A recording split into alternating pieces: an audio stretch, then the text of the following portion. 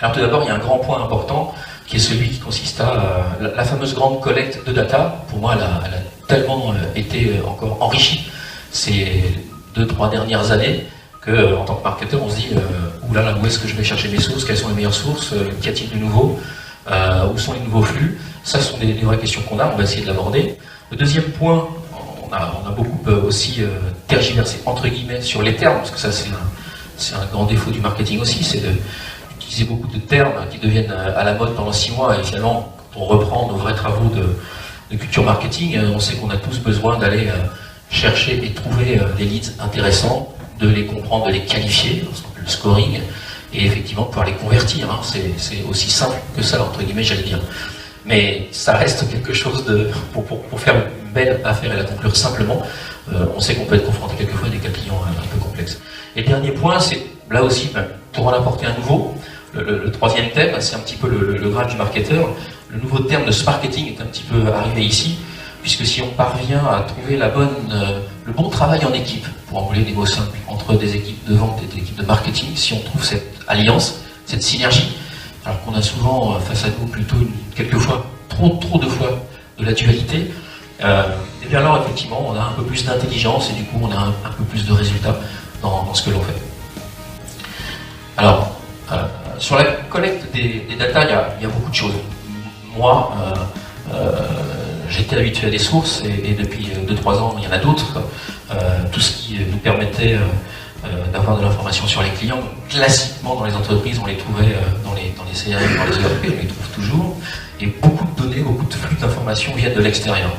Il y a bien effectivement un certain nombre d'informations signifiantes qui arrivent en plus des informations un petit peu classiques, traditionnelles que l'on a sur nos prospects, qu'il faut bien capter.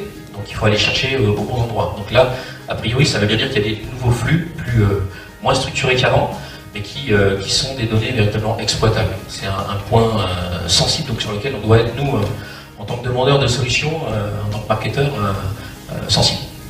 J'ai aussi été amené à utiliser des solutions, donc dans un passé un petit peu moins récent, où effectivement on était très content d'aller chercher l'intelligence sur les données en l'analysant.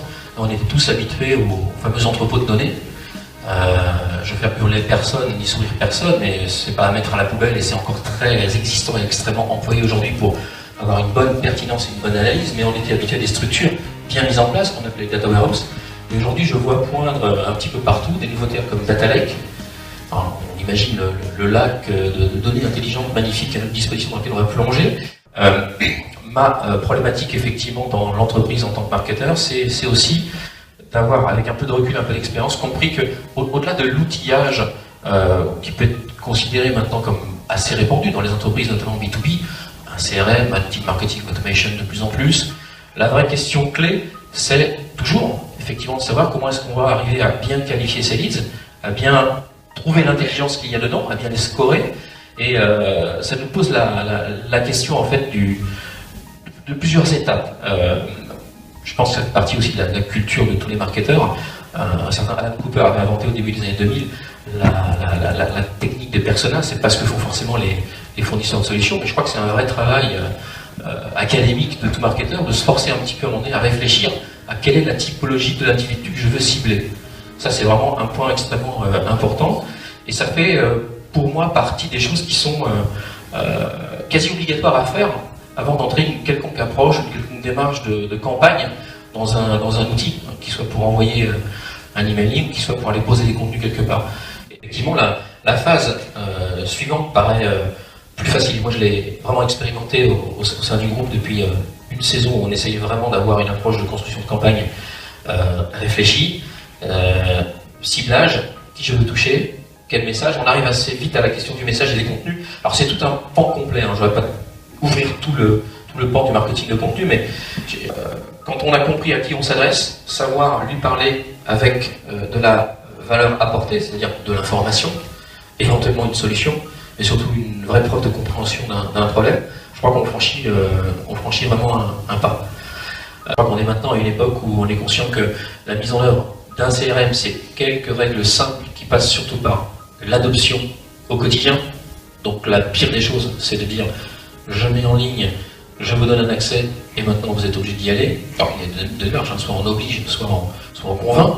A priori, c'est mieux de séduire dans tous les cas de figure.